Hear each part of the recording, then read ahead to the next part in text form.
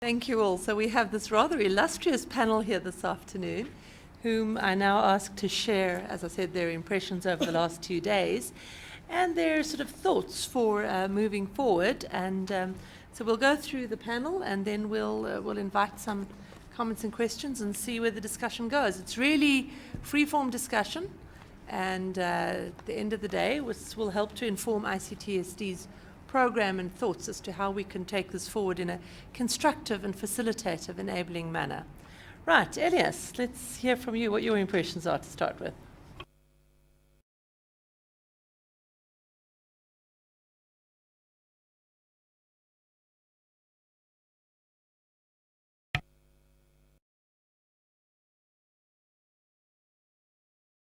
I heard there are many ambassadors, policy analysts, professionals of high profile. So unfortunately, or maybe fortunately also, I'm not from that area because I'm an agronomist professionally, and a person in the fire of the topic which we are discussing today about trade. I'm a trader, I'm an agro processor and exporter. So I feel the pain what is going on where you guys are talking about the trade. So when I'm hearing the discussions, in fact I was enjoying them, but also sitting there, when those beautiful things would come to practical implementations were my concerns. Because sometimes we don't see, me as a business person, I don't see most of things being implemented, and sometimes in fact get confused. What do we trade and to whom to trade? And I finally understood that there is a big gap in understanding what we have as a region or as a continent at large, and what we are thinking to trade to one another. So as a point which I want to raise here is, maybe it's very, very important and basic to do a basic assessment of what we can offer to one another. Because Africa at large is endowed with so large diversities of agroecology and if it comes to agricultural products. And of course, is a big potential for manufacturing. So who has what? This morning, a friend of mine said, we were expecting as East African bloc or community that Kenya would be a manufacturing hub, Tanzania agriculture, and the like, because it is then possible to really think about what we are doing. And yesterday somebody said, we all produce maize and we all produce what else? Product, and we are competing rather than trading to one another. That's because we don't know what we have on ground. Who offers what, how they are ready to offer, and what political and socio-economic bottlenecks around those products, let's say, or services that we are intending to trade to one another. So the basic thing is to really invest on identifying what does Ethiopia offer to East Africa, and what East African market can offer to Ethiopia. That means product assessment, demand assessment, and also challenge assessment. Do we really understand the challenge, existing challenge? You know, as I said, I'm exporting products, and I came to Kenya, in fact, brought some business delegation to Kenya 2 years back, and I found a customer for Ethiopian spices and decided to export sesame seed, spices. Going back home, things get complicated, and I didn't know even from where to start. I have the product, but I didn't know how to send it. I calculated the costs that has been discussed this morning, and the only possible way to bring my cargo to Kenya, to Nairobi specifically, was to ship on board, take it to Djibouti via Indian Ocean to Mombasa and back to Nairobi. while the distance from Addis Ababa to Nairobi is extremely shorter. I tried to ship it through Moyale, I mean through the than going to the sea. But suddenly it happened, as we yesterday discussed through about the illegal cross-border trade, where it comes very important and plays important role in intra-regional trade. But it is also dominated by the illicit trade rather than formal and legal trade. There were, there are big, guys who are stationed in Nairobi but controlled the border trade, and only you have to go through them to bring cargo to Nairobi and pay unnecessary cost. So illegal issues, while sitting here about so many agreements being signed, free trade areas, be it continental or regional. It sounds very sweet, but I don't even see political will or determination to smoothen the necessary infrastructure construction and the like. Maybe infrastructure is not an issue, but for us to practically do, it is a big issue here to really smoothly trade between each other. Coming back to the assessment gap, I'm not sure you guys know more than I do, especially East African countries, community, but I was in Rwanda, and I heard from business people there in Rwanda thinking about exporting product to Netherlands, to UK, dried fruits and the like. When I am asking them, is there no market for dried fruits in Africa? Then they said, oh, this is a traditional market. We don't know how to do even it. It is East African countries, yeah, where you guys have already a common market, I would say, as I heard yesterday. So that means nobody knows what is available and what's demanding here. So if governments are willing to invest, public investment on enhancing the existing infrastructure bottlenecks, then it would be a solution.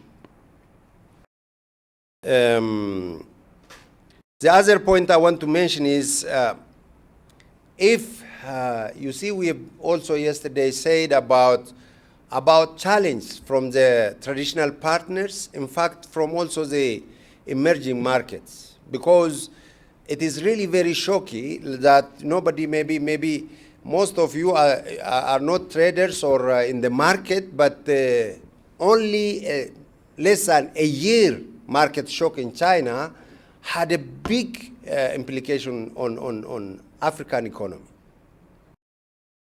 We are some 60 to 70% of Ethiopian sesame seed goes to China, yeah, and we are depending. That means 70% dependent on Chinese market, and Chinese failed to buy, and the whole stock is lying now in the warehouses. You see, because we didn't have had an option, or we didn't know how to bear that shock.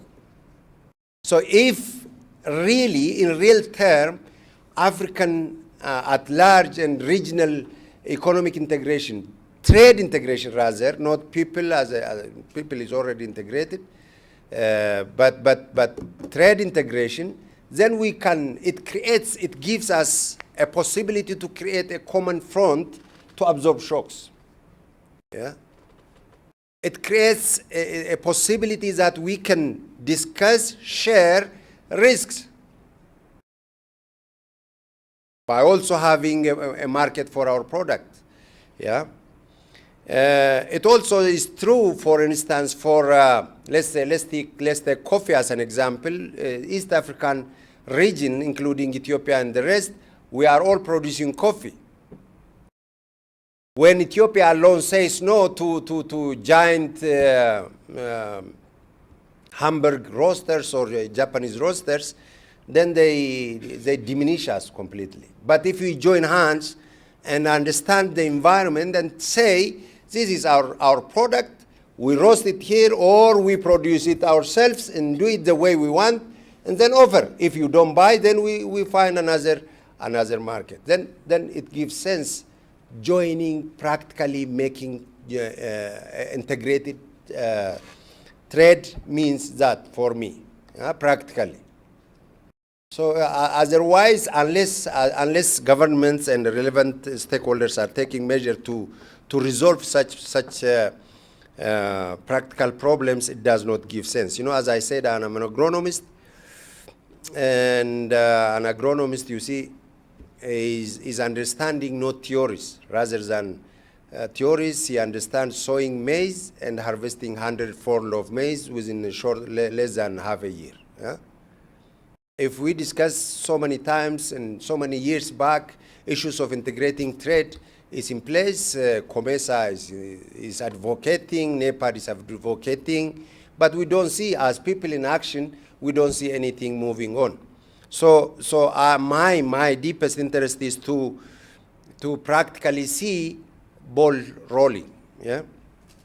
So the fourth point I would like to raise is focusing on step-by-step development, maybe commodity-based or manufactured product basis than thinking about doing everything at once. We cannot do everything at once because of so many limitations we have. Yeah. So this is it. Just a few words.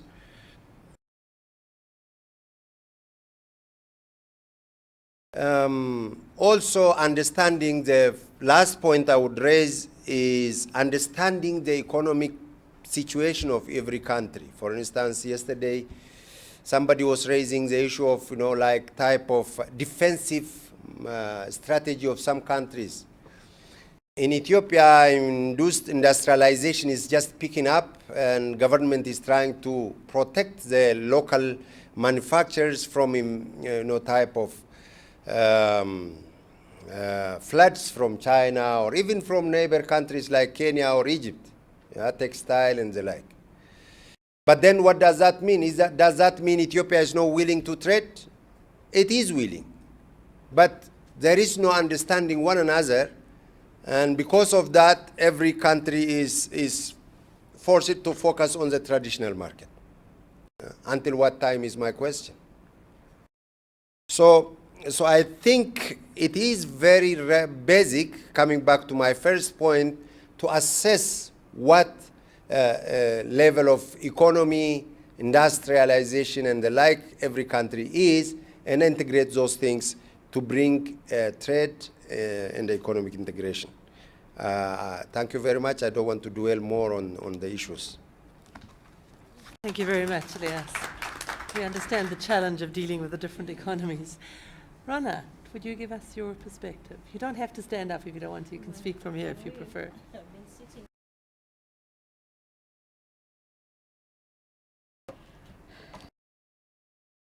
Good afternoon, everyone. We've had 2 days of very interesting discussions, and we are taking away a lot of experiences and a lot of knowledge from what we've had. We want our intervention this afternoon is to see what kind of strategy can we come up with which we can take home. Already I'm taking home a lot of knowledge and experience, and like yesterday I tried when Martin was presenting on the services, I told her that I have a colleague who has also done a lot of research on services, and if I can then make them meet, even through the website, they can share a lot. But to go back to what we've done, what we are trying to do this afternoon, I want to share that at the ESC level, we have a lot of policy and regulatory framework. The ESC has come up with several policies which can guide the strategic focus. However, we need to create the practical linkages within and between. And I think this brings us to where Elias has emphasized the issue of research. We've shared a lot of research this afternoon, but how do we make sure that this research benefits us where we are? How do we make sure that us people who are coordinating the regional integration issues, we tap into this knowledge and make sure that it's integrated into what we do? Because it's very, very useful information, but most cases it doesn't get to us. So to me, really, the strategy should be able to enhance these linkages to make sure that there is information flow across the board. And when my colleague, Richard Kamajugo, was presenting, I think he forgot to emphasize the fact that lack of timely information flow, interpretation, and being able to put it into practical use is a trade cost, because you find that traders perhaps would have changed their way of doing business if they had accessed this information in time, if they had known what to do. So to me, really, we need to have these practical linkages. At the program level, even at the institutions, we need to be able to build strong institutions which can negotiate, which can be able to interpret the TFTA, the CFTA, which can link up with what the AU is planning. Yesterday, I talked about enhancing and strengthening the planning cycle. Most cases, we go up there and plan.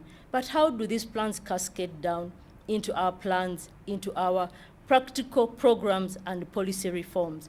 To me, there is a missing link which we need to bridge, and which can help us, once it's bridged, to make sure that there is practical implementation and then the desired impact. Awareness creation, I've talked about capacity building and training across the body is very critical. Awareness creation is also very critical, especially to the people, the small-scale traders. We talked about the informal scale traders. And to me, I wanted to share that perhaps the landscape has changed, because we started off by thinking that the small-scale traders are composed of illiterate people. But because of the unemployment issues, we see a lot of graduates who are joining in. So how do we make use of these graduates to make sure that there is interpretation along the way? They can help those who cannot interpret, those who are illiterate, to come along, to be able to make use of the opportunities which are being created, but also to see how best they can be formal if they need to be. Then there are also the issues of the multiple membership, which I've also talked about. The strategy should be able to help us iron out the multiple membership. I don't know whether I should be in the ESC and COMESA at the same time as ESC, and how is this going to help me really have meaningful negotiations when there are two different blocks? There is the ESC and SADC, I've seen that, but also we have another arm of IGAD. So I don't really know whether, so the strategy should be able to help us iron out, fast track the multiple membership. And then there is the whole issue of monitoring and evaluation, which we need to enhance, because after taking into consideration and integrating all this, how do we monitor, how do we track what is happening, and how, again, I go back to sharing information across the board to make sure that we add to what we have, we tap into the knowledge that is existing. Thank you very much. Thank you very much, Rana. Madame. Thank you. Someone warned me outside, we're not dancing this afternoon. Don't try and make us dance. So I said, no, I'm not going to do any such thing. Good afternoon, everyone. It's really a delight to be here. I have to thank the organizers for inviting me, and it's been a very interesting couple of days listening to, I hardly knew anything about the East African community before coming here, and I've learned such a lot from all of you. It's a clear signal about how important regional integration is, and EAC is already clearly the continent leader in this area, so definitely a lot is being done right here. I think that's the first point that I'd like to make. Advancing development priorities through trade is critical, and the practical impact of our discussions would be of great relevance to the region, but the continent at large and millions of lives of people. So, discussing a comprehensive and coherent trade integration strategy for East Africa, I'd like to highlight 4 areas that I believe can harness the various opportunities that have already been identified by this group. And that would be trade relationships and agreements, accessing global value chains, innovations for sustainable development, and trade finance and inclusive economic growth. So yesterday, Babajide reminded us about the Abuja Accord and the different recs and the TFTA and the CFTA and how all that fits in to the AU's plan for the region. So they're not standalone blocks, and he reminded us to always have in mind the bigger picture. And why this is important is because there has to be a clear harmonization as we go along. We've listened to TFTA, we've listened to, and they're all not live yet. It's going to take another 2 years. So as we go through the EAC, we still need to also put in mind harmonization because it's going to be key. Remember why exactly we're entering into all these agreements in the first place. So well-planned and negotiated recs and plurilateral agreements beyond the regional level are essential for the region's development. So harmonization to avoid spaghetti bowl situations that we see even at the multilateral level. So we've agreed, listen to Darlington earlier on, we've agreed that the mega recs are going to impact Africa significantly if we remain passive free riders.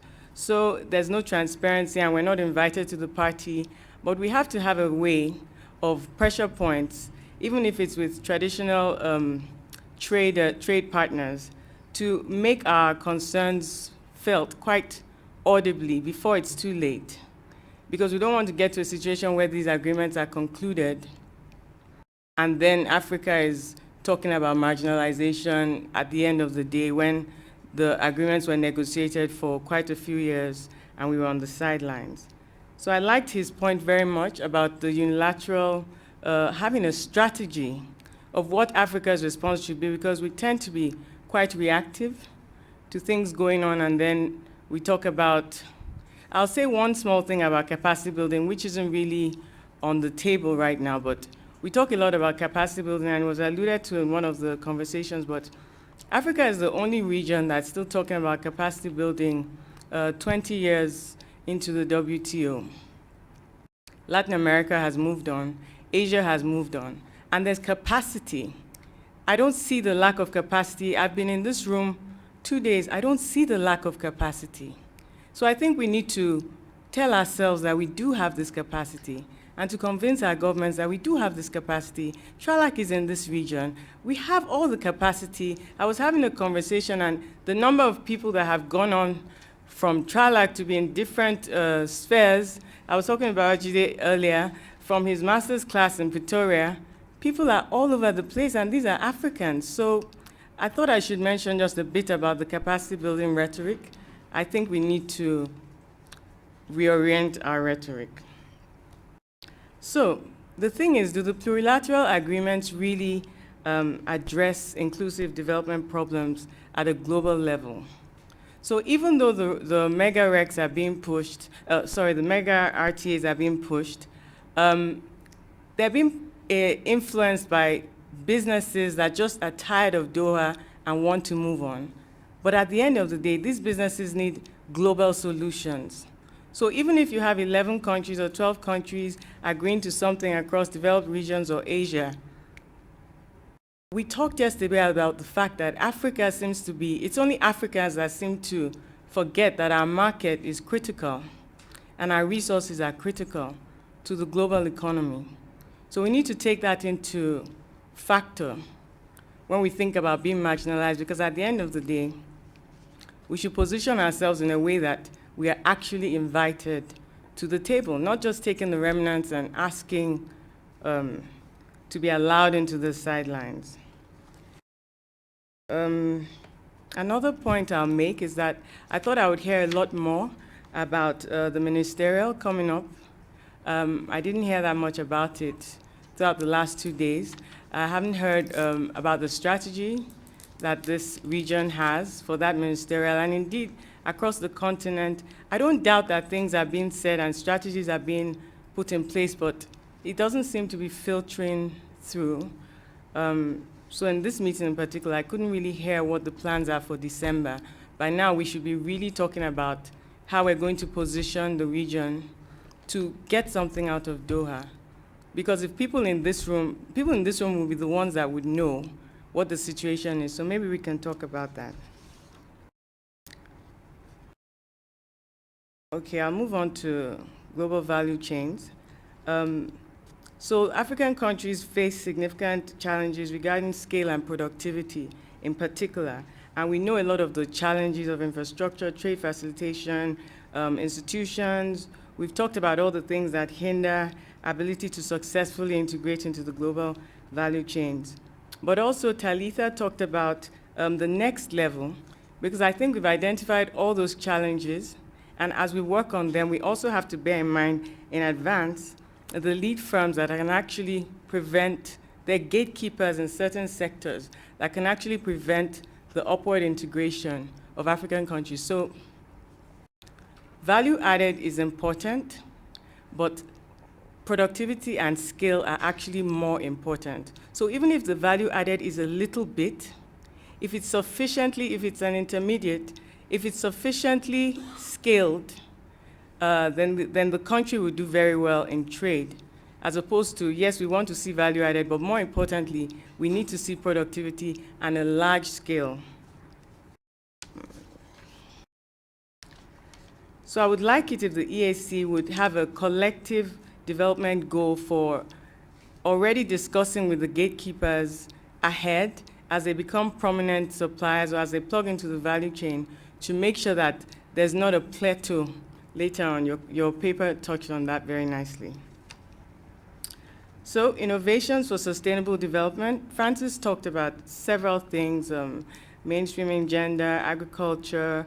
I'd like to pick up on Julia's presentation on the informal sector and capturing trade within the informal sector, because we all agree that the informal sector, the statistics were thrown out yesterday in particular, they are an important part of the economy. So how are we going to mainstream them in a way that they're not coming to the table as a side discussion? Because the statistics that we all know, they're more than a side discussion. But because it is a developing country sort of characteristic to have a high informal sector. So we need to think of innovative ways to actually structure our economy so that the informal sector is not aside from the main economies. They have to be mainstreamed, and the policies and the strategies to harness all that really have to be mainstreamed.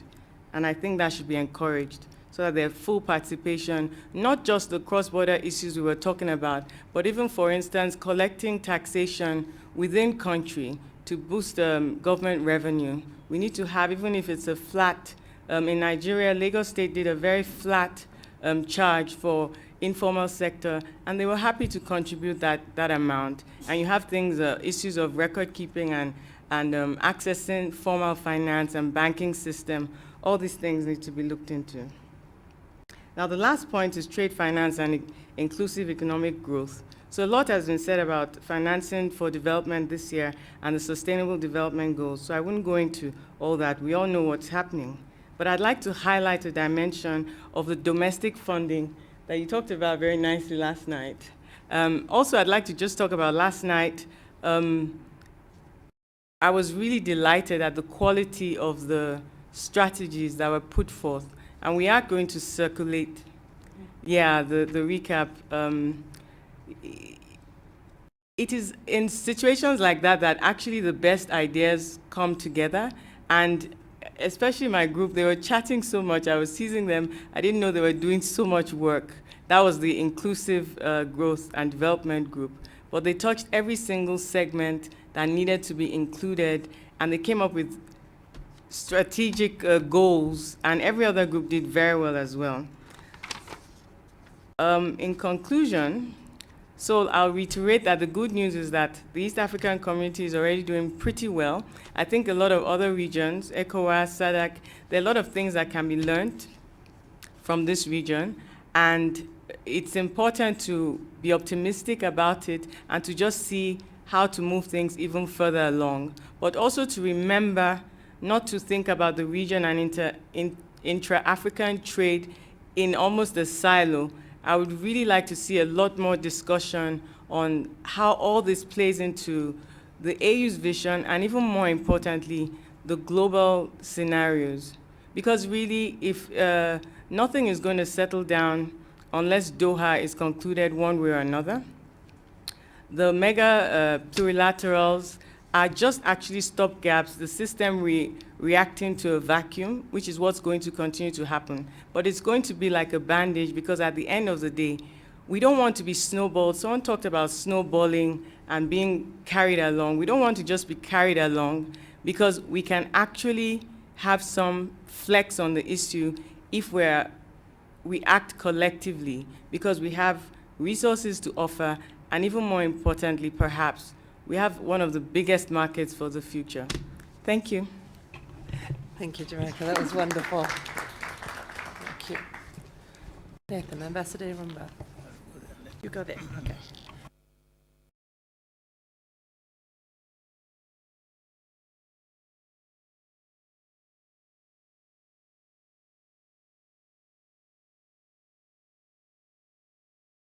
Thank you, Chair.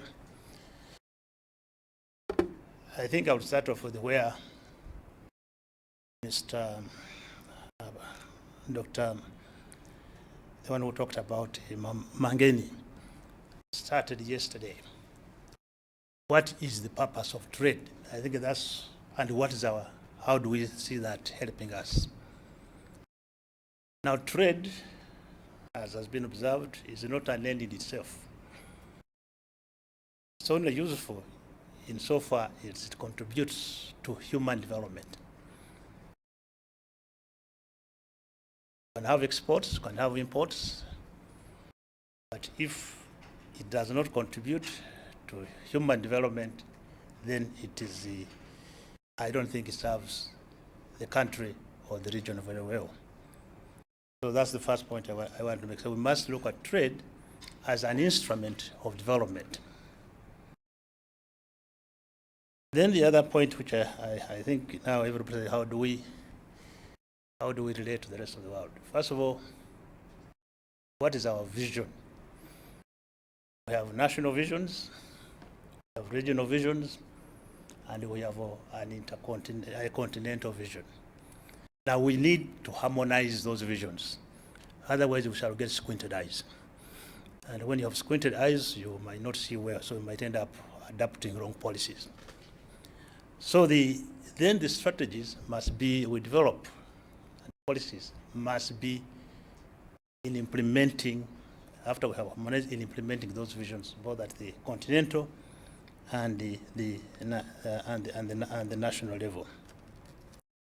Now, as we adopt, what are the challenges for Africa? I think I can start with that. I think when we look at the challenge of Africa, there's now this rising narrative of rising Africa. See, wherever you are now, but before we get intoxicated with it, how is that rising Africa? We're talking about all this growth translating. But all this rickshaw that and the United Commission for Africa is that, okay, we have had growth, but it is jobless growth. So if the trade is resulting in jobless growth, how do we ensure that it translates into growth with equity? I was interacting one time with somebody with Timea in Uganda when we were discussing the strategy. We observe that if you see the growth poles are the cities, which means the countryside is being left aside. If you go to Uganda and look at where this GDP is concentrated, it's in Kampala. Kenya is in Nairobi. and in Tanzania, Dar es Salaam, and possibly Zanzibar. So how do we make trade? Try to ensure that there is equitable growth. I think that's a very critical point. And so we have to draw out strategies which links the ordinary person to be able to trade. The other aspect which Africa is, it's projected we shall be in mega cities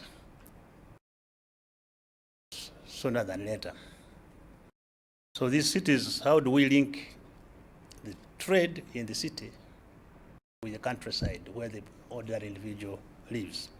I think we need to draw up strategies for that.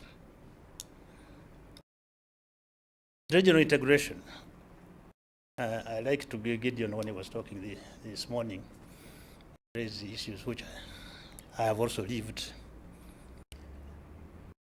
We need really to internalize regional integration and think regional.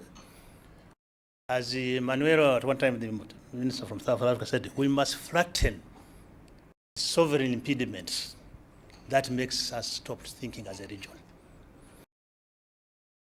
These are small minds of small things. So I think we need to transcend that and see what is good for East Africa, and we live as East African, and how can trade promote East Africa.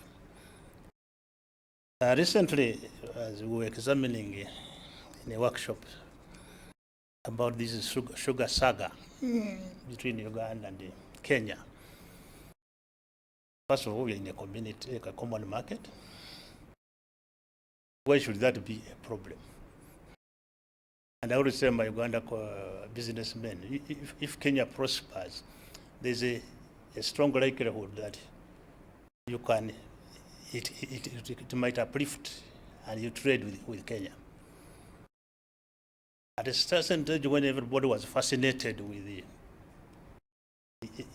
EU, EPA, my argument was first trade with ourselves. An Ethiopian minority, I was at one time negotiating, talking to an Ethiopian delegate. Wasn't you see, we drink our coffee, but we want to discourage people drink coffee so that you can export. I said, no, that's a wrong strategy. The biggest problem is that we consume what we don't produce. So if you have already an Ethiopian market, that's a starting point for you to upgrade. At least when the coffee prices in the world collapse, you still have a market in Ethiopia of Ethiopians drinking your coffee, of your coffee. So we are so much sometimes obsessed with the other markets, not knowing we have a market here which we conquer. Now Uganda, we went through many problems, I can say that. And you know what saved us? Is because we produce our own food.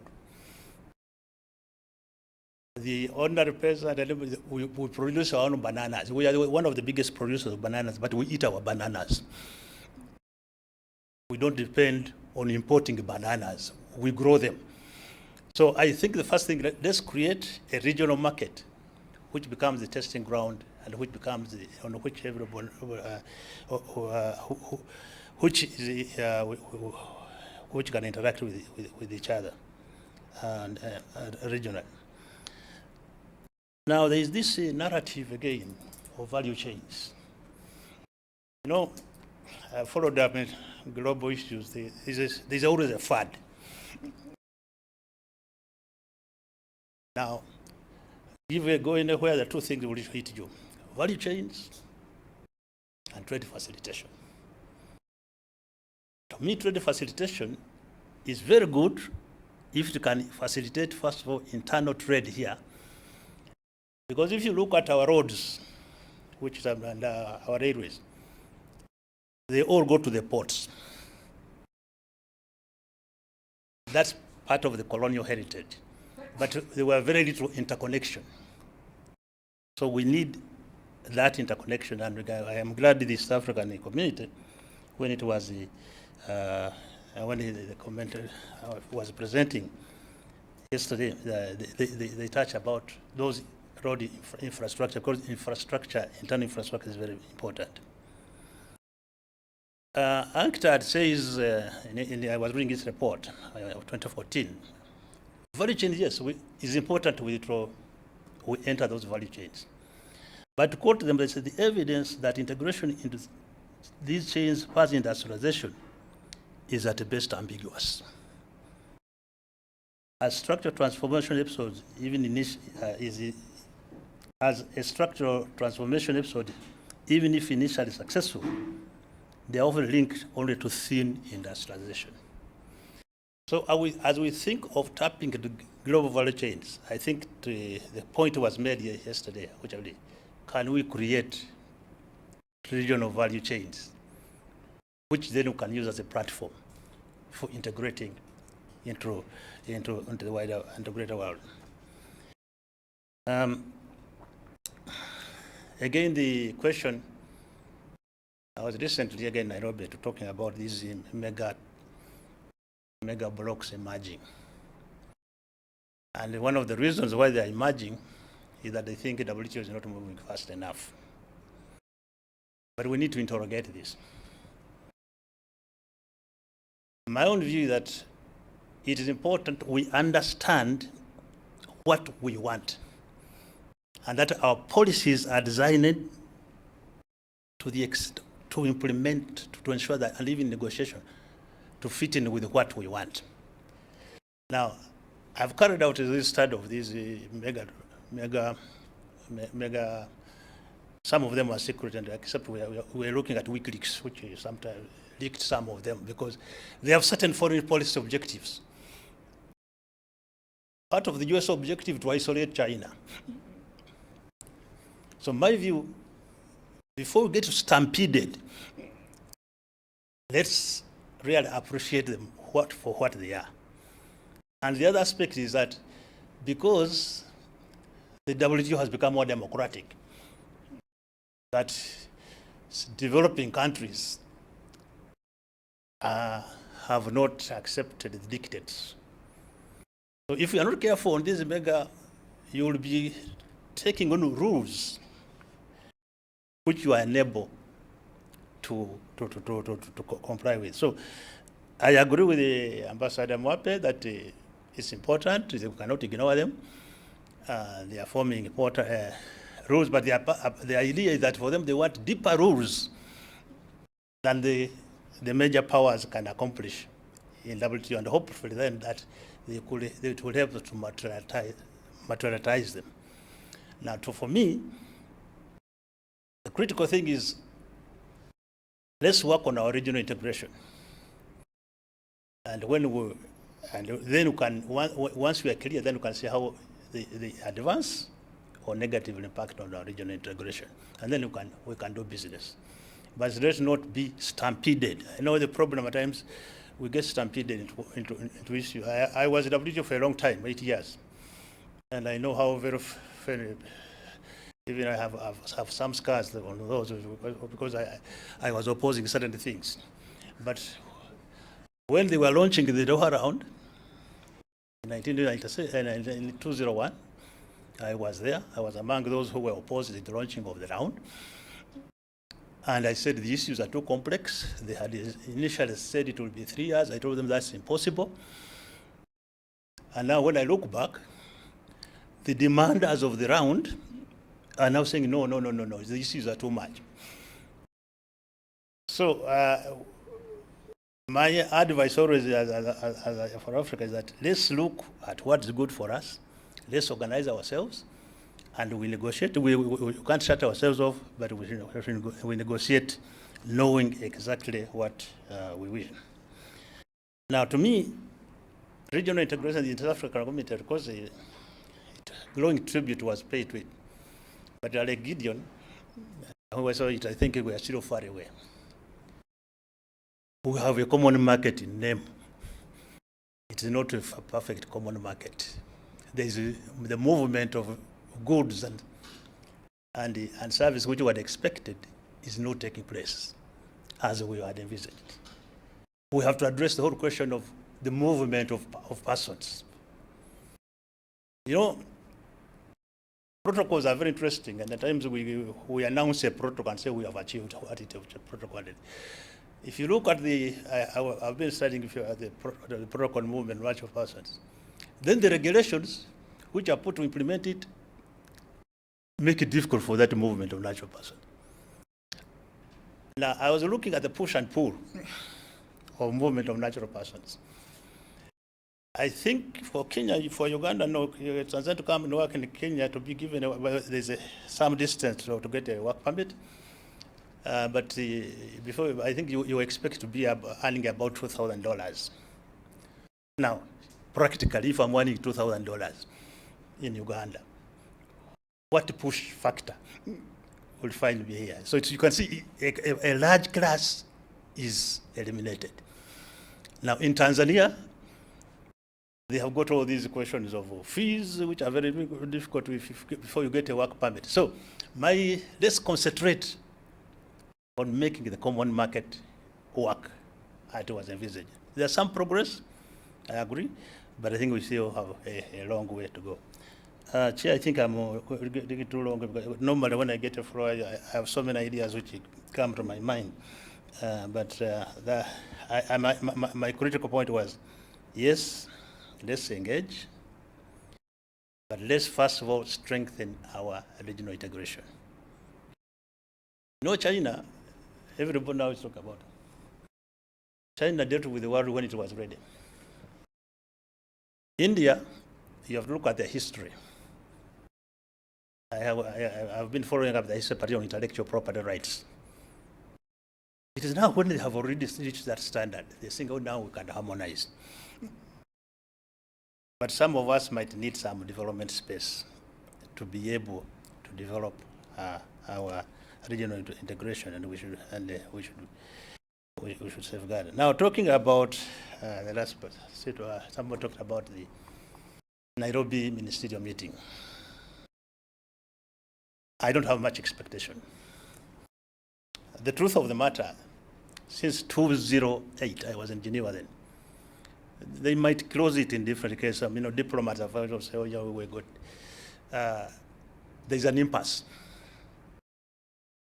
An impasse arising from agriculture and industrial products, where both there's quite particularly a big difficulty between the developed countries and the emerging countries, and of course some of us who accompany them. And that idea that whereas everybody expected the Doha round, the litmus test for Doha round to be the elimination of subsidies, that's now a no-go area. And you might close it in one way or another, but that's really the problem. And meanwhile, the promise of less than full reciprocity in industrial products is also not emerging. And then there is the talk. Let's leave the 20th century issues and go to 21st century issues. That's investment, competition policy, and the rules, multilateral rules on that, which some of us objected to because they think we need this to be tailored to our level of development. Yes, there's a lot of hype. I have been in all ministerial meetings since 1996. And let's not expect too much harvest, otherwise I'll get disappointed.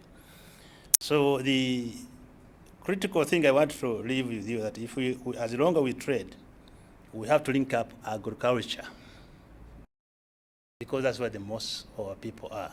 And if we're going to uplift, we have to link up this agriculture with the value addition. If we miss that, I don't think we shall have served. So, Chair, I want to thank HSTD for inviting me to be a panelist. I have too many ideas, otherwise I could go on for a long time. Thanks. Thank you. We'll be coming back to you, I'm sure. Jasper, you have last word of the panel.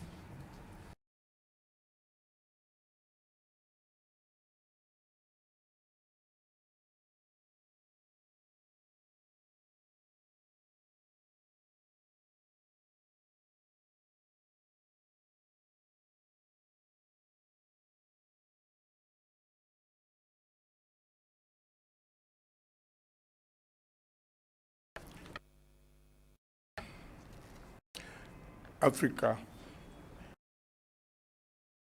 is an agricultural country or is agricultural continent, then going through my readings, I know no country that is not agricultural. You go to Europe, they are supporting it to the tune of 367, 70-something billion dollars a year. You go to America, the same. You go to India, the same. You go to China, the same. You go to Canada, Australia, New Zealand. Mention it, even the smaller islands. The main reason to me why I would be very happy with a direction about agriculture, being agricultural continent, is that you're producing goods and services. And if you're producing goods and services, you're adding value to them. You're manufacturing those resources that you're getting from the land. Therefore, land becomes very important for us. We've been accused in the East African Common Market that we are only producing the same products. Producing coffee, produce maize, produce tea, produce pyrethrum. There is something that we brought into this WTO. I've been in WTO since 1986, which is being called geographical indication.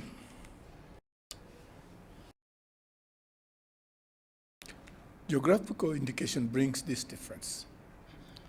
It brings the difference in a sense that if we are producing coffee, if we are producing tea, Uganda, Tanzania, Zimbabwe, Malawi, Zambia,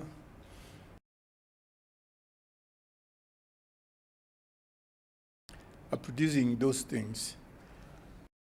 But the natural resource that goes into it from the soil is different. And therefore, if you are in Kenya, coffee from Murang'a is different from coffee from Kericho. Tea from Nyeri is different from tea in Kiambu because of that resource input which God Almighty gave us in our land. And so we can increase so much production and concentrate in selling those goods and services within the continent, within the region.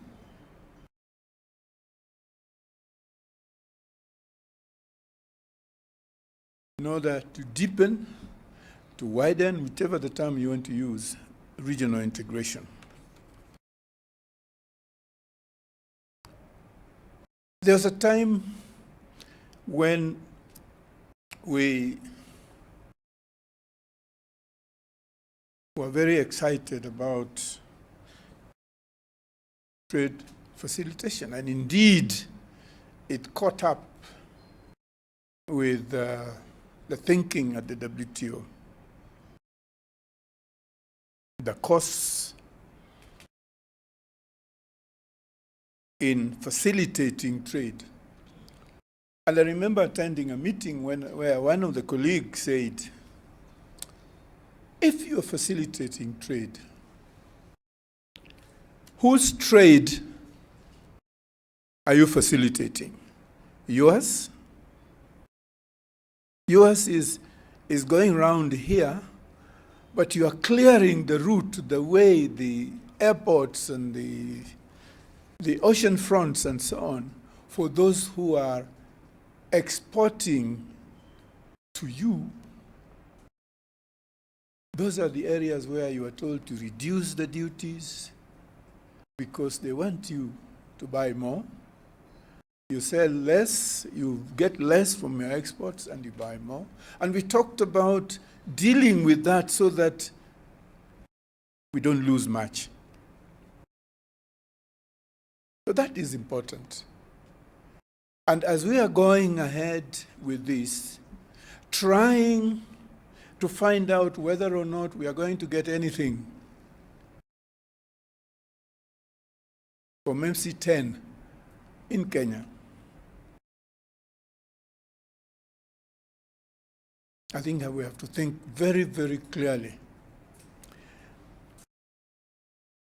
When we made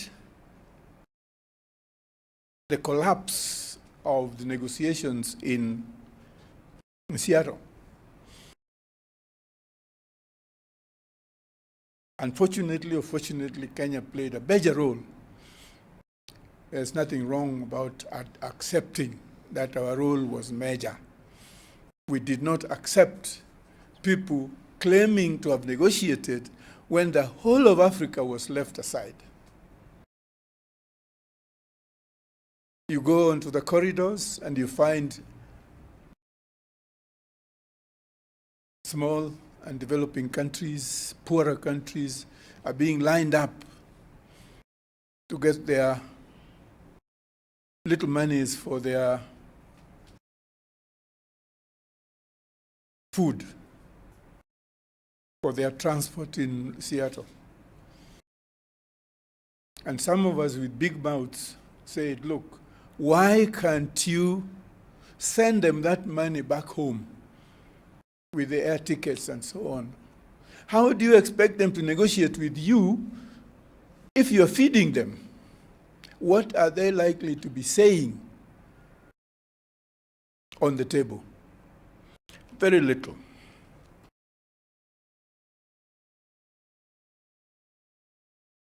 A colleague earlier in the morning said, or maybe it was said yesterday where I was not,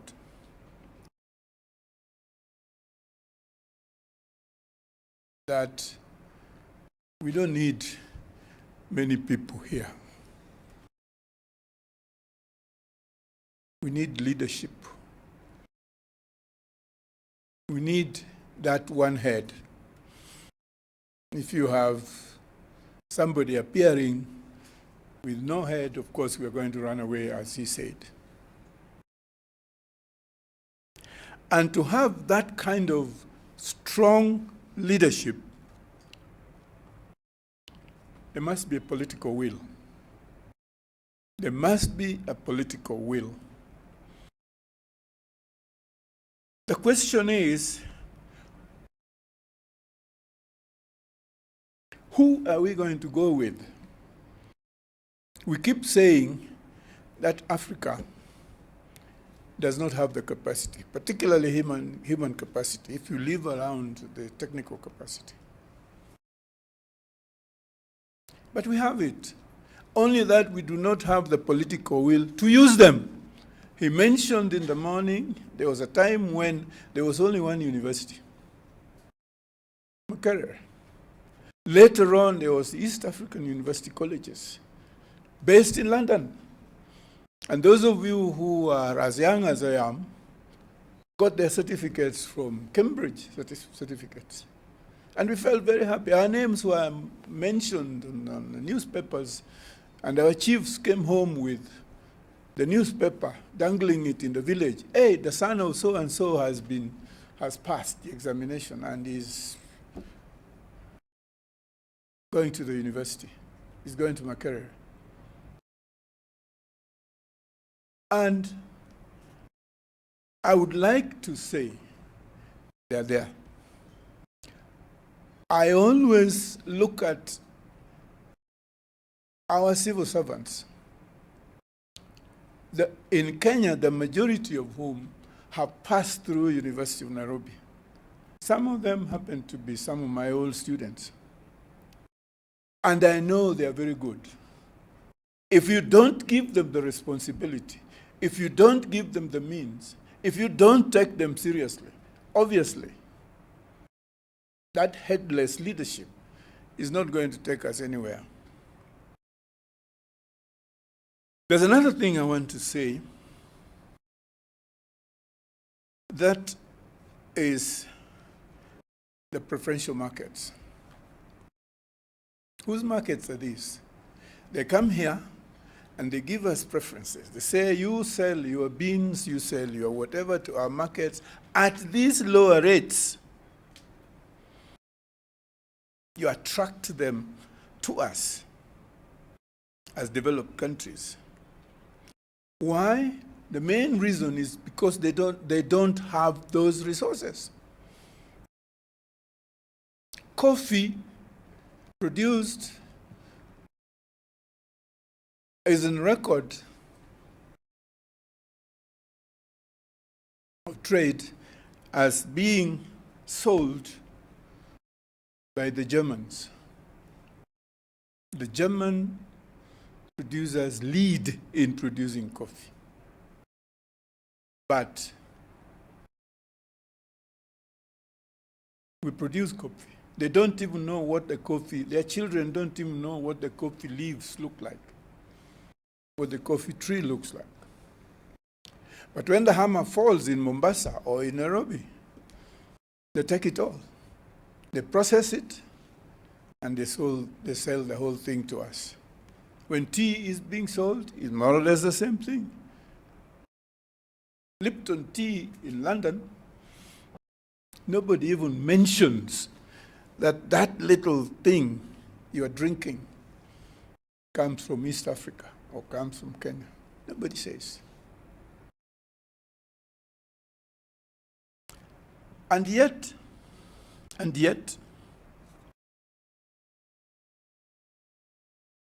we can do much, much better as Africa or East Africa. I do not see why Kenya, Uganda, Tanzania, Malawi, the rest cannot get together and raise 2-3 million shillings in 1 year and establish a processing plant, a manufacturing plant. It doesn't matter where. As a Kenyan, there I don't mind whether it is in Uganda, in Tanzania, in Malawi, so long as all the resources are coming from here, add value from there. And we'll get on very well. The traders, the manufacturers will get a lot more. Don't listen to the nonsense about the labor cost in Kenya is very high. We have been convinced so much that you can't reduce cost in Kenya because you are employing people who are educated. And if we are employing people who are educated, why is it that we're having problem with paying them now? Our children are out because of the strike of teachers. Why don't you pay them and let them take care of our children?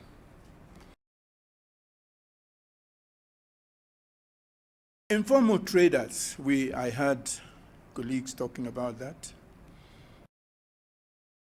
They need to be informed. The media could be a problem. Some of them do not understand the languages.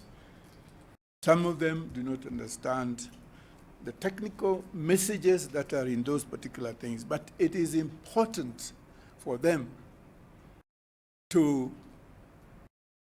do their work. Some time ago, a colleague of mine and I went to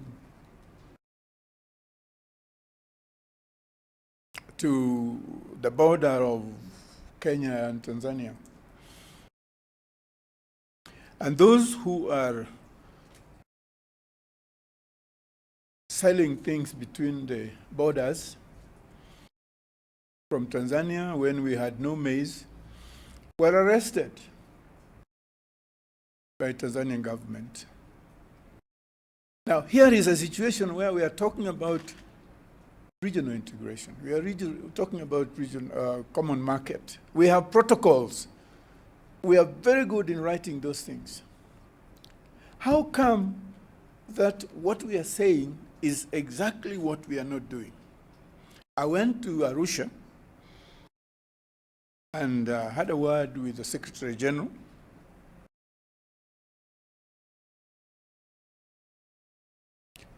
And he told me that we in EALA, we at the Secretariat have no authority. Whatever we agree on here,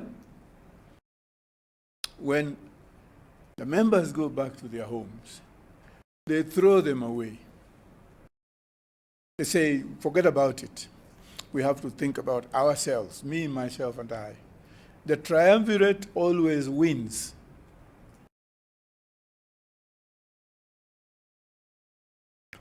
The last, Chair, I want to mention something to do with the multiple membership. That's another thing that the Secretary General talked to me about. And the multiple membership is not a problem because we have a law. You either join if you're a Tanzanian, or if you're a Kenyan, or if you're whoever, or else you don't join if that is going to cost you too much, paying here, paying there. This spaghetti problem, that is worrying us. And honestly, personally, I don't see that as a problem. Whoever is telling us about this spaghetti might as well eat it. Because this is just confusing us, making us not do what we should be doing well. This continent, this region is yet to grow. And I don't see why we cannot grow. If we are serious, if we are interested. Thank you very much. Thank you very much for those stirring words. Shall we have a round of comments and or questions? But might I ask you please to confine yourself to 2 minutes maximum so that we can ensure to give all those who want an opportunity? Right, I'll tell you what, we'll probably do this way around just for convenience. So I'll start with Darlington here and do this row and then this way around. Darlington. Thank you, Deborah. I'm pleased to hear for the first time in a long time somebody raised the importance of geographical indication. I think this is a very important issue. It's an issue of branding and having value to what we produce. Geographical indication do not necessarily have to be conditioned upon the land. It can also be a particular skill of processing that you have in an area. Switzerland is strong in that area. They have established themselves on chocolate. But Swiss chocolate, I mean, it's grown somewhere, but they provide the unique skill that entitles them to have this geographical indication registration. So if we apply that to some of our products, I think that we will then climb the value chain and be able to reserve for ourselves this particular valuable production that we have. It's very important, and I'm pleased, it's refreshing to hear this from somebody else. Thank you. Is there anybody else down this row who wishes to comment or question? At the end, please.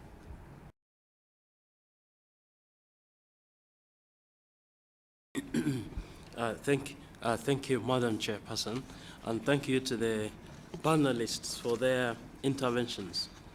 Now, I was looking at this program, and it says that the focus of this discussion, this one we're having, will be on developing a comprehensive and a coherent trade integration strategy for East Africa. So I'm waiting for the strategy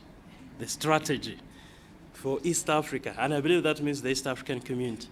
And a strategy has got, first of all, a survey of where we are coming from, what we have achieved, an analysis of challenges, of opportunities. I think we have done that. And then identification of the actors, the stakeholders. I think I haven't heard enough about that. And then strategic objectives. What do we want to achieve now? What do we want to achieve now? And then after that, interventions, what we need to do to achieve each one of those objectives. And if possible, an action plan, a matrix, which introduces timelines to what we want to do. Now, unless maybe we were just using these words just like that, without intending to come up with a strategy, maybe we just wanted a way forward, like the bold is saying. So that's what I expected from this session, and it would have been good if we can, if we could have produced it. But I think we have all the information since yesterday to help us come up with such a thing as a strategy. And if that strategy can be available, then some of us, since we were told yesterday, we would be happy to own it, you know, to take it forward and go and use it. But I would still very humbly, I'm not a humble person at all, but I know someone said, well, if don't say humbly if you are already humble. So anyway, I would still appeal to ICTSD, all of you colleagues from ICTSD, whom we all like very much. We have worked with you for a very long time, to consider proactively seeking opportunities to make interventions at the policy organs of some of our regional economic communities. Nobody will kill you if they invite you. And we can invite you. And some of us have got enough authority to invite you if you are interested to come to these meetings and make a presentation. If I go and tell my ministers what you have said as ITSD, it's not as weighty as when you yourself as ICTSD come and say so. So I would still appeal to you to consider, and you are very well respected around the world. I don't see how you can possibly hesitate doing this at all. Now, let me just make one point, if you allow me. I remember you said 2 minutes. I think I've exceeded them. Our place in the world as East African community and as Africa. I think we haven't talked enough about this. I had hoped that probably it would come up during the discussion on emerging economies. But I think people are saying that the one question which the rise of China now poses is whether there is going to be a third world war or a fourth world war, if the Iraq war was the third one. People say that whenever there is an emerging civilization or an emerging power, there is bound to be a war. Now, of course, people are trying to grapple with that, to manage that, to address the weak spots. So will that war start in Africa? And if we are weak and divided, and everybody is coming here to look for raw materials and oil, then we could be the epicenter of such a problem. So I think we need to, first of all, look at our integration as a definition of our stand in the world, of our position in the world, and as something that has to do with our future as well, our children, our grandchildren, and sustainable development. I thought I should just make this sort of ethereal point because it hasn't been discussed. But otherwise, I think we have all the material to come up with a strategy which we should be developing during this session. Thank you. I have to say, Francis, I think it might be a tad ambitious. I think so, though, that you know, the wealth of wisdom in this room is what ICTSD sees itself to bring together, to assist in the facilitation and development within that wealth of wisdom to develop the strategies. We do not sit in Geneva or in Nairobi or anywhere and make up strategies. It's really about convening a group of people who have between them not just the wisdom and the experience and the views to share and learn from each other, but the sphere in which they can go back and influence within their own spheres a possibility of policy change. So I'm sort of really throwing the challenge back to the room as a whole. But let us carry on here.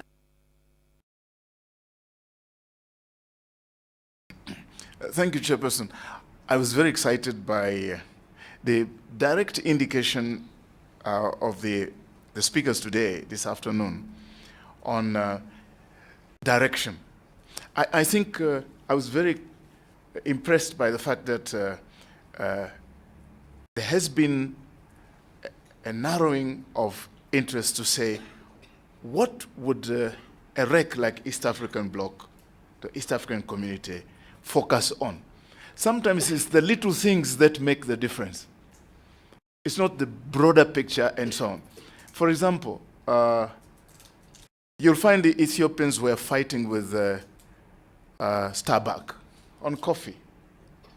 It was a simple thing. It's branding. Starbucks says they're producing coffee. They don't produce coffee, Starbucks. It's Ethiopia said, look, just call it my coffee. I don't mind. It's my coffee. Now we are drinking right here English breakfast tea. Right here in this room.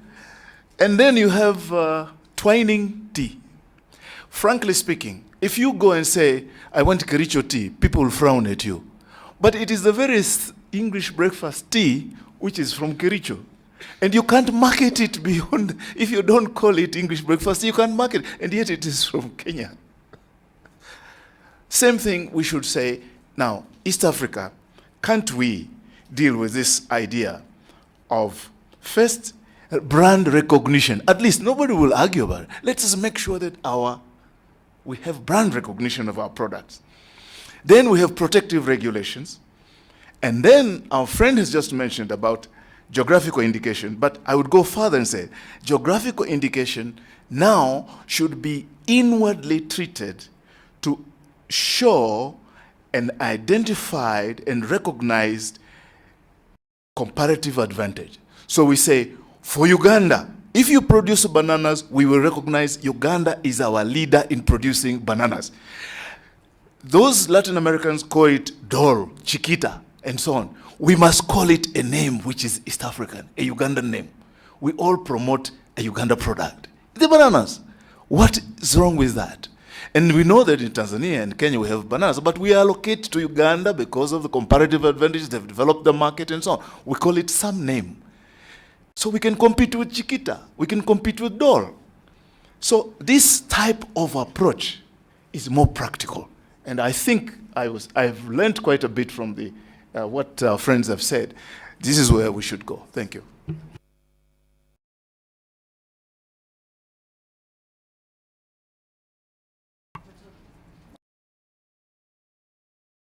That's it. Decided. Saying something? No. Yes, thank you very much for, I would like to thank all the speakers since morning until now. It has been really a day. Everybody is really giving speeches, discussions, which is really touching everybody.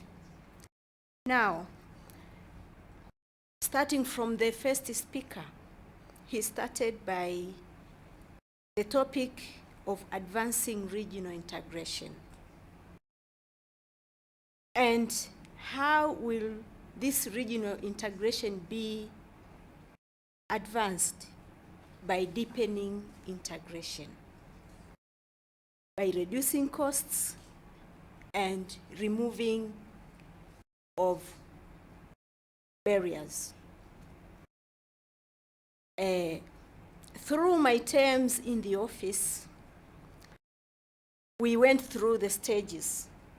They've been mentioned there: customs union, common market, now tripartite. All those have been launched, and they are on people are working on it. There is one thing which I think is a shortfall, I would call, or what? All these good stages, the lay persons, the farmers, the traders are not aware of them. there is a need of giving knowledge to the business community, farmers. I recall some years back, we had a tour. We came from Dar es Salaam to the border, customs borders, Holili, and the rest. There are announcements, there are all the bankers explaining to them about customs union. But when we tried to inquire from the people around, they said, we don't know if it is duty-free, remove of tariffs and what. Still, they were using panya routes. We call them in Tanzania, those side routes, not passing officially. We went all the way to Taveta. We inquired from the people from Taveta. It was an onion season. Taveta business people were passing all around and taking the onions there, repacking them well, ready for export, taking them to Nairobi and Mombasa. We said, now, are you not aware there is customs union and what, so that you can trade freely?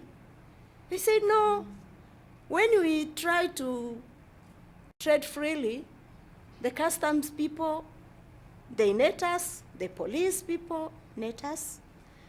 Now, giving that example, I say we still have a hard way to go. We need to educate these people to know about all these stages, why we are attending these workshops. We have to take this knowledge to them. In the final analysis, trade will be promoted and will move smoothly. Thank you. Yes, next. Chairperson, thank you very much, and I will just comment on what the last panelist said regarding. He said this continent is yet to grow, and honestly, when I saw the pictures that you put in front of us, I thought it was a pregnant woman trying to depict Africa trying to deliver on the area of integration, but I realized it's not. On a more serious note, Madam Chair, I totally agree with the Jamoke that we are missing one thing. That is a presentation in the area of DDA, Doha Development Round, the state of play, because why are we asking for continental trade-free area? Why are we talking of tripartite free trade area or EAC trade area? It's because we have failed in this area. The negotiations under DDA are failing. The negotiations under EPA are also failing. Now, we thought the only way we can console ourselves is to trade amongst ourselves. And I totally agree with what Dr. Mangene said. This session was supposed to chat out on how to, to give coherent trade integration strategies, and I'm also waiting to see it happening. Maybe it's somewhere in bits we can just, you see what is happening. We were cheated, and we feel there is a mistrust. When prior to the last ministerial in Doha, we were talking of LDC's issues being early harvested. All of a sudden, they were changed. And then we had trade facilitation is ripe. It's a low-hanging fruit. Now, some of us who were involved in the negotiation of this agreement. Since the modalities, we were wondering, low fruit to who? I mean, if you are saying it's low, it depends on whether there are people who are tall and there are people who are, you know, like, in other words, I was trying to make a comparison of developing countries and LDCs. So when you say it's ripe, and this is, I think, there was a panelist who said that trade facilitate what? We thought LDC's issues would have been delivered first, because that kind of package is having at least a capacity building component that would have addressed our supply side constraints, that would have addressed the issues we are meeting there in the market we are selling at duty-free, quota-free market access, the issues of standards, SPS and TBT. Because if you are saying, okay, we want roads, we want to remove costs of transaction and whatnot, to who? Because by the end of the day, we have nothing to deliver. I mean, we have nothing to sell to their markets. You give us duty-free, quota-free market access, and yet we have nothing to bring to that market. And if we are able to bring something small, then you meet these other stringent measures, SPS and whatnot.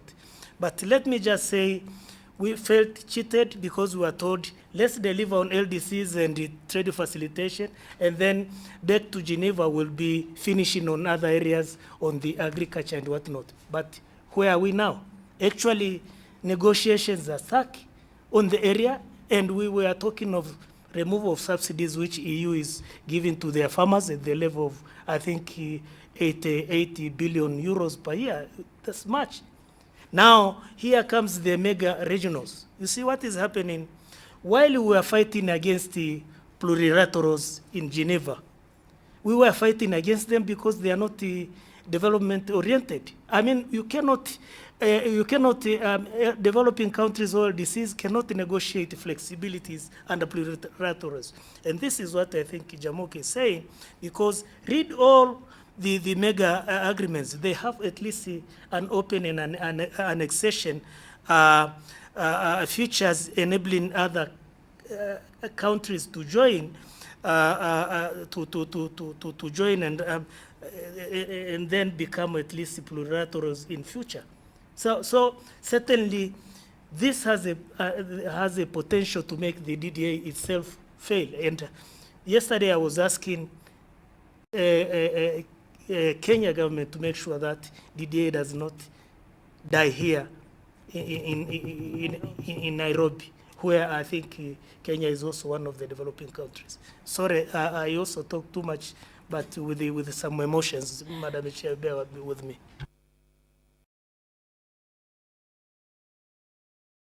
Madam Chair, this is something I had wanted to put in early in the morning, in the first two sessions. You remember we didn't have a discussion. It was, there was no time because we had to go for tea break. I'm still waiting on what strategy do we use to how to engage with emerging economies. Because the example that we were given of China, which is an emerging economy, it's, the way it came out is that China has actually overrun many of the African countries.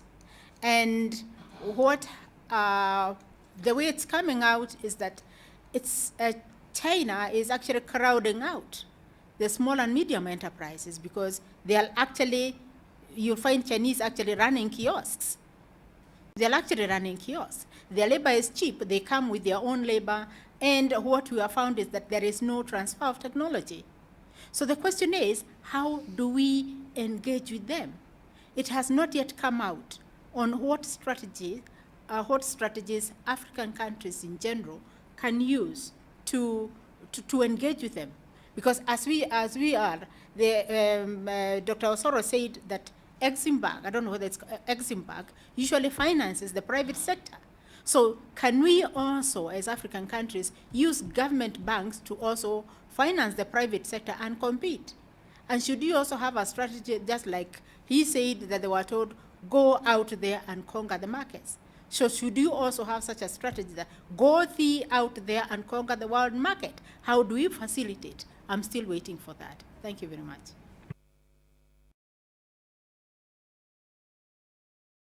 Thank you, Chairperson. Yesterday, one of the participants from Tanzania came to me and showed me a handbag, and he asked me, do you know this? And I just guessed, okay, did you buy it from Ethiopia? He said, I bought it like 2 years ago, and it's still in my hands, and it has better quality, but some other bags from China lasted like 3 months. So when he said that, it was just a bag that I don't even carry with me, I was really happy. And we started talking about the market, then we built friendship. So what I wanted to say is that even after the session yesterday, during dinner, we had exercise. It was about putting ourselves in 2025, and everybody was dramatically changed into a person in 2025, and amazing things happen. To tell you the truth, I didn't sleep for like the middle of the night. I was thinking, I put myself in 2025. Where would I be, and what would I do? And I used to say, I have vision to my country and even to Africa, but I don't know where to start and what to do with everything. I don't know where to start from. But yesterday, thanks to you, everybody here, it's like a click. It's awakening. I was awakened because I don't have to start the government to issue policy or the Chinese government to change their strategy and go back home giving up. They never give up. I know that. If you go to Addis, they used to send products marked made in China. The moment they realized people are ignoring Chinese products, they started putting marks made in PRC. People didn't know it's from China. They still buy the product. You see, however hard they still try even more. So I accept the fact that people come and visit you because you have a lot to give. That's how I believe now. Because we have a lot to give, people will come. Let them come, but we should be smarter. We should start from home, from my country. I don't have to think about Kenya first. If I could think about Ethiopia, and if I could bring something to Kenya, then I have something in Kenya. I was going around, I was looking around in the evening. I was so amazed. There are products we don't even know in Ethiopia. I don't know why you hide it from us. So, yeah, you see, we are this close, but we are apart. So if we come a little bit closer, we have a lot to share. Thank you.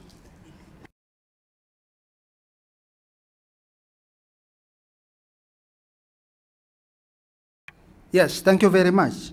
And I just would like to share some points with regard to the strategy that one would assume for regional integration, taking the experience that we have in Ethiopia. First of all, one of the things that we need to capitalize on are the strategies on our comparative advantage. It has been there for a long time. There has been a number of analyses made, and there are a lot of publications, but really we wanted to look into the real comparative advantage each country has, and we need to capitalize on that. Say, for example, the priority sectors in the Ethiopian government is the leather and leather industry, leather and leather products industry, and textile. They say leather, it's rational because we have 55 million cattle, 27 million goats, 28 million sheep. So it's reasonable to focus on these kinds of comparative advantage. And the second point is worth mentioning is to put institutions in place with required skills. Now, the government has established what it calls the Leather Institute, a special institute to build the capacity and to work on the standardization of products and to work on excellences to bring into perfection of the products to be sold to other countries. And we have also the ACX, the Ethiopian Commodity Exchange Institute, which center, which is a lot of resources has been invested on and is now a marketplace that seriously challenging the Western countries, be it the coffee issue or the sesame issue. And we have also what we call the Textile Institute, and that's also government sponsored with a lot of investments put on, where you train people and where the modern technology and all business development support services are also provided to companies. And the third point was supply. I think we all agree much of the reasons why we fail in the benefiting AGOA was simply because we couldn't manage to supply sufficient amount of export items. So increasing the supply of products is also one of the strategies that one need to focus. Not only that, as I said, standardization and improving the quality of products and also improving the whole system of operation is also part of the thing that we need to consider. But looking into the broader integration, one would assume that these countries might require also to have a currency, a common currency.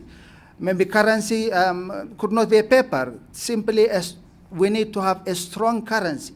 One of the problems in the region that we had is, taking the experience of Ethiopia, say for instance, we have always a deficit in the balance of payment, meaning that we need more imports than we export. So we are always looking for sources of hard currencies. So this also has its own limitation where different countries in the same region will require to look for hard currencies, importing of technologies, and might not feasible for them to have a larger portion of their exports goes around.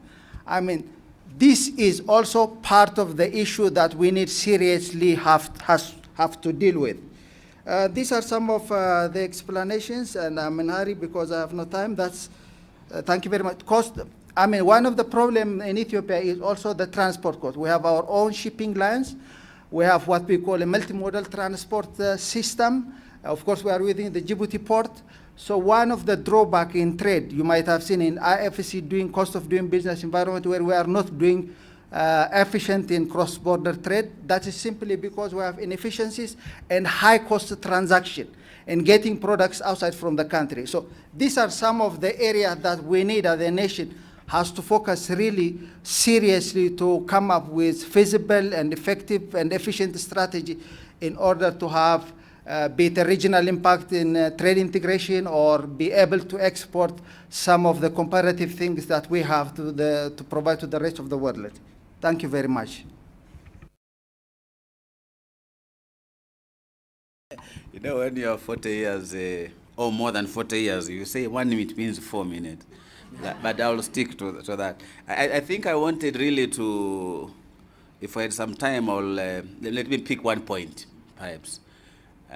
15 years ago, I was playing a game Madame made us play yesterday. I was figuring myself 15 years ago, what will it be like in East Africa by 2015. It was a very exciting time for us as experts. And I was working, one of the assignments I worked on was actually the implementation of the one-stop border post concept based on the Kyoto Protocol. And I went around all the border posts. Everybody was excited. But somehow we could see those officials like they're not very amused. Now, yesterday when my colleague, was it from the East African community, he talked about the drivers. Because all the years for me, I've never opened my mind that one of the causes for the slowdown as vehicles move between countries was that drivers actually wanted some more nights. Allowances, night allowances. So I think by then I could have also realized that these border officials, they like to do the patrols and make sure that they have So that's why that project has taken long to materialize, and everything was there. So I think what I would suggest, like as part of future studies, is to come with a different angle in our studies, because we use too much of the economic analysis. We need to have the political economy analysis. We need to have the anthropological approach of analysis, coupled with the economic analysis, of course. Maybe we shall have a better understanding. And I could see because of that, when Kenya and Uganda, Kenyans were complaining about the imports of sugar from Uganda. And most people could not understand why the Kenyans were complaining, because historically, sugar is a political commodity. And normally it happens during near elections. That's why our leaders, they prefer to import sugar so that they can reap the benefit between the domestic and the imported sugar. So it's like a cash cow, such a commodity. So for us now, just looking at the economics of production, we have surplus here, we have surplus, deficit there, is not enough until when you understand the political economy of the whole game. So I think I would request that you add those two components as part of our future studies. Thank you.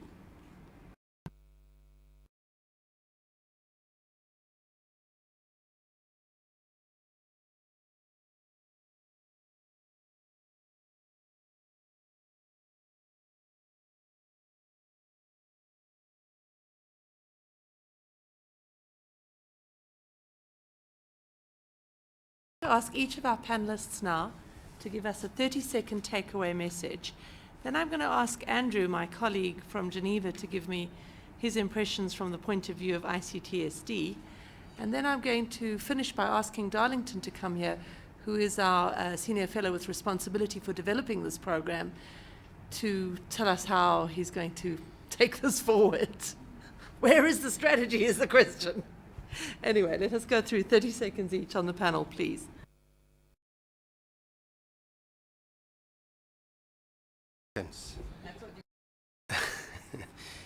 Well, actually, points raised are very important,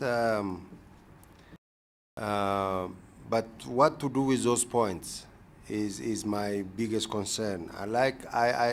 Points that have been raised since yesterday are very instrumental for drafting best strategy for integration of African economy. But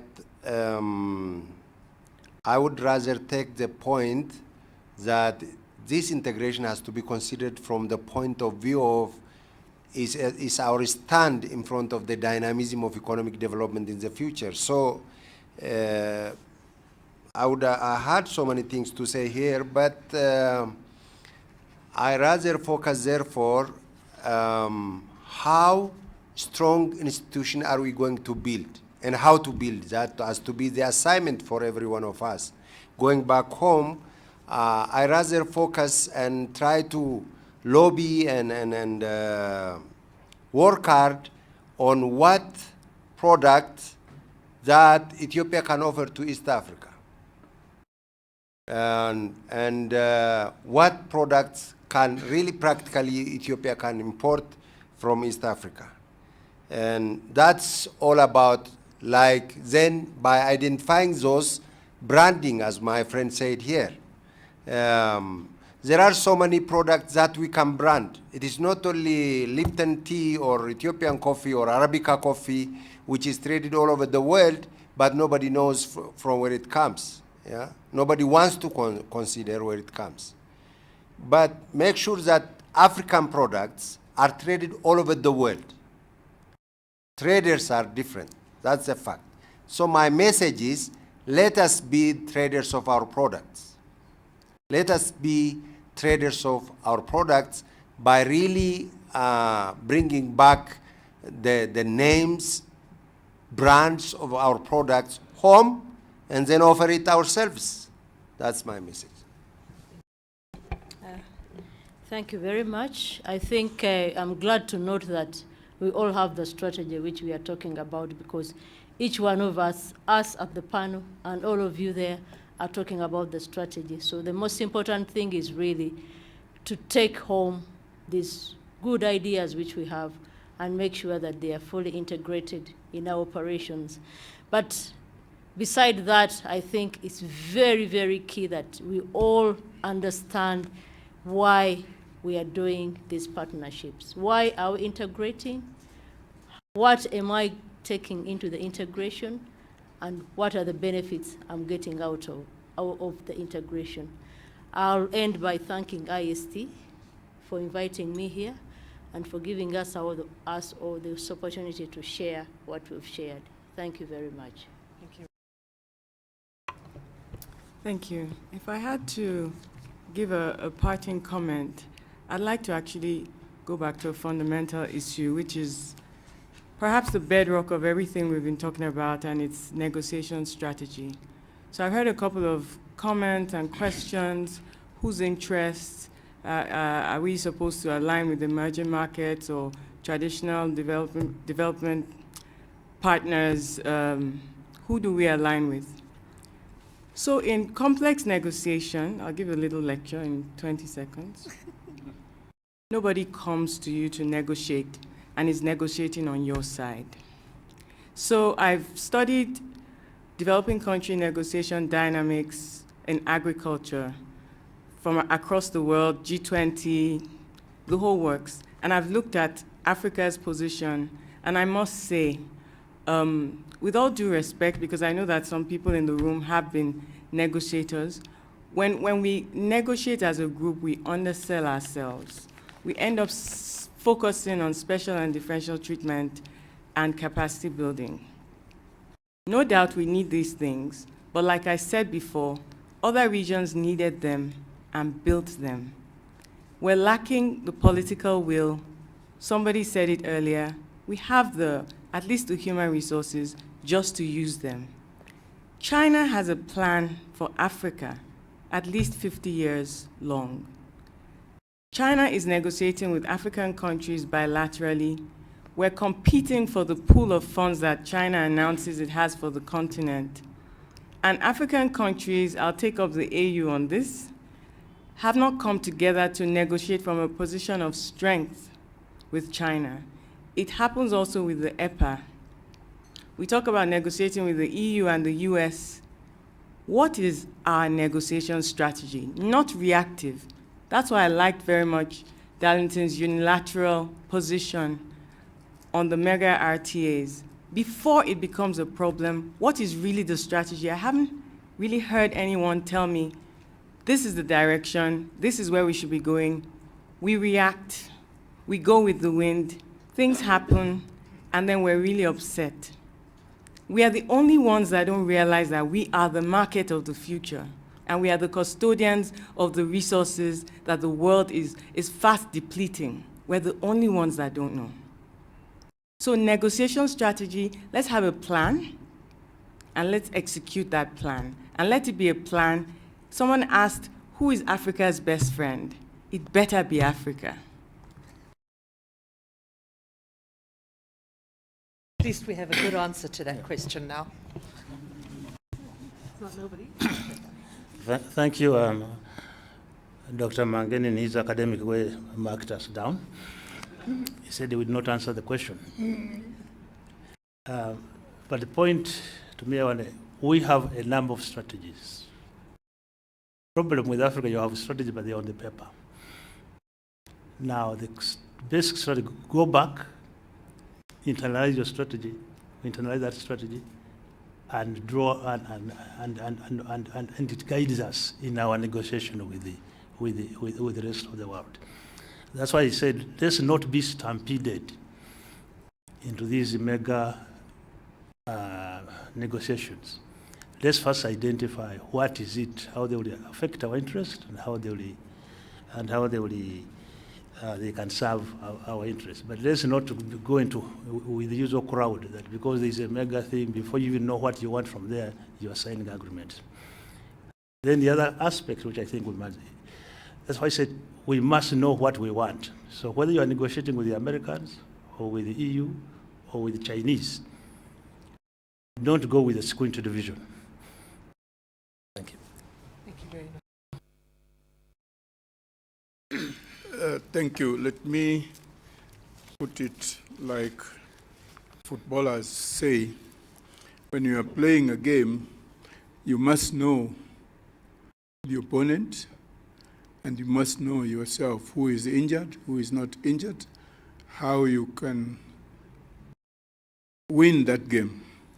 And that's why I would like to say that when we are negotiating, you have to know them just as much as they will want to know us, so that you know where you are going and where you are coming from.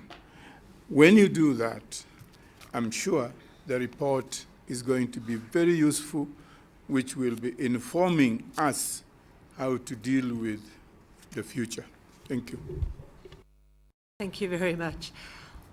I just want to, before we move into the end game here, thank you also very, very much for the incredible variety of insights and perspectives that we've gained over the last 2 days. We may not be here to provide the answers today. I don't think that the importance of the issues, at least I do think that the importance of the issues and the size of what is at stake deserves a bit more than 2 days of discussion. So that's what I'm here to say from ICTSD's perspective. And Darlington will lead us through that right at the end. But before I do that, I'd just like to ask Andrew to give us 2 minutes, Andrew, no more, of how have you felt over the last 2 days? Maybe not even 2 minutes, because I think the panel summed it up incredibly well. So what I got out of this was a huge amount of energy. All the pieces are there. There's a recognition that we need to look forward to where we want to be. That's something that came out of the discussion we had here in this same room 3 months ago in relation to agriculture. So that realization that analytic capacity is here. What's the missing link? Okay, I think part of that missing link, which I've also heard here, is turning the ideas into action. And that means next steps, and it probably means hard conversations. It means thinking about what is the role of China, or what is the role of AGOA, and is that the relationship you want to be in 2025 or 2020, whatever it is. Is that where we want to be? Is that where East Africa wants to be? Are those the what are the relationships, and how does this group of East African countries want to be relating to each other? So great pieces related to identity here, but those need to be taken to another step. So my question is, how can we help? But as with Deborah, it's how can we help? It's not how can we do it. I think that doing it is up to you. I think you've got the materials. But there are clearly hard conversations to have. So we had a conversation last night. It's not going to be satisfying unless something changes for East Africa. I think that involves difficult conversations on one side and probably some analytic input on the other. What's the reality? What are the dynamics? Where are the trade flows? We got some excellent analysis this morning about what kinds of flows were happening and how those relationships really looked. Are those the kinds of flows that we want to see for this region? If they're not, what should they be, and how can they be used to harness the development objectives you have here? That's my short takeaway. Thank you. Thank you, Andrew. Darlington, do you want to come to the podium, please?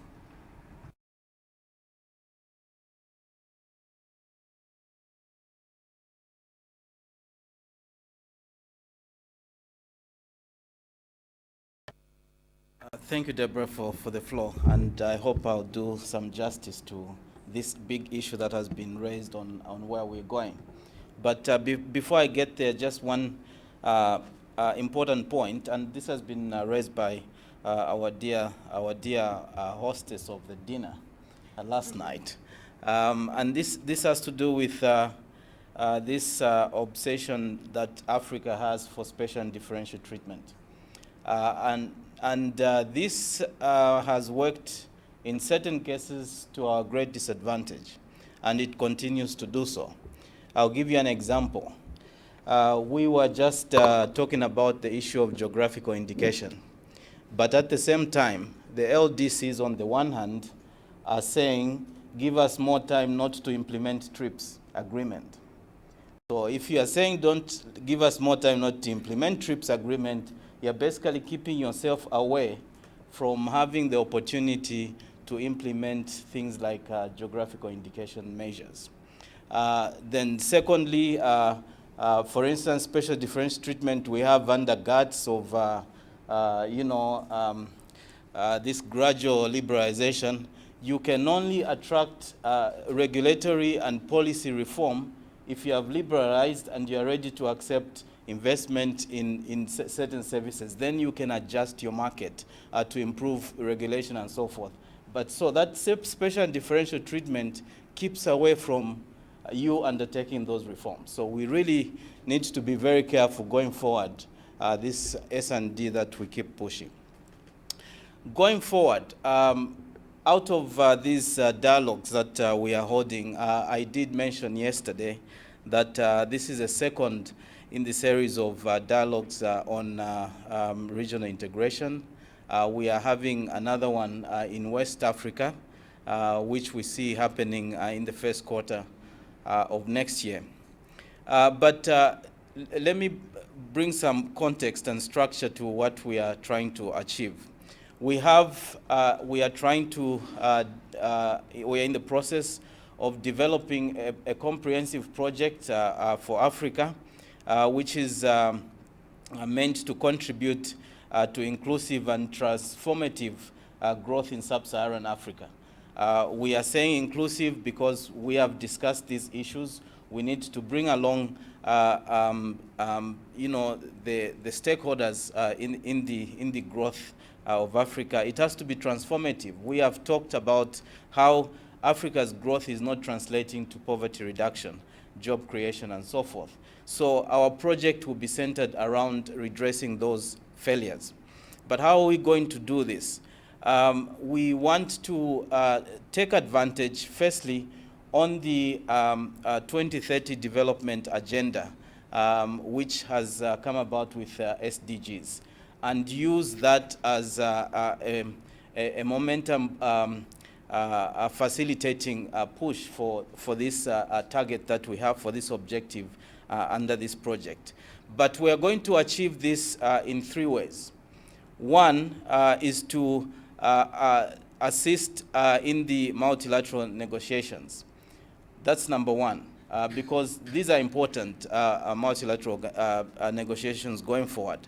And this is more so because of the move to mega-regionals and plurilateral negotiations, where Africa and other developing countries are not part of. So in order to strategize our position, we thought that as ICTSD, with the sort of network of expertise that we have, we could do some work to support Africa in this regard.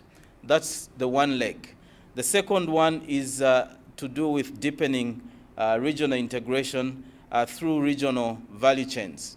We strongly believe at ICTSD that in order for us to deepen regional integration, we need to firstly enhance the existing regional value chains, make them effective, but secondly, to identify where the potential regional value chains are and see how we can generate growth in those areas. We should not talk about regional value chains as if they do not exist in Africa. They do exist. We just have to make them work better for our growth. That's the second leg. The third leg is how we engage with emerging economies. I mean, we have had a long history of engagement with our traditional partners. We have agreements that are clear. We want to see how we can strategically place Africa in a position where we move from preferential treatment to partnerships. How can we do that? How can we strategize our positioning with China, that we have a partnership and not just being given preferential market access, where we can have some sort of strong position as well? So these are the three areas that we want to engage in. Now, from what we are discussing here, it obviously, as you can understand, fits in all these areas that I'm talking about. Now, in terms of what the conclusion of this meeting is, our objective is that we invited stakeholders that we felt relevant in influencing decision-making where they are coming from. But not only that, what we are getting from these meetings will go to inform some of the policy options that we'll be recommending at the end of all these projects that we're undertaking. So basically that is how we intend to move forward with the Africa project. May I take this opportunity to sincerely thank you, all of you, for your attendance and for answering to our invitations. We will have a back-to-back meeting. We're starting another meeting tomorrow and through to Friday on services in East Africa. And some of you that are in Nairobi, you are free to attend these meetings. We'll be having delegates arriving specifically for that meeting. So I'll give back the floor to Deborah. Thank you very much. Thank you, Darlington. If I might, just as we close, just bring you back to something that I mentioned right at the beginning of this meeting, and that is just to refer to the Trade and Development Symposium in December that ICTSD, together with partners such as University of Nairobi, will be facilitating here in the Hilton Hotel from the 14th to the 17th of December. Please pick up a brochure at the back of the room and do join us in that conversation as well. Thank you very much again for answering our invitation, for being here and forming part of the series of conversations which we hope, together with some substantive analysis, will have some positive effect in enabling change. Thank you.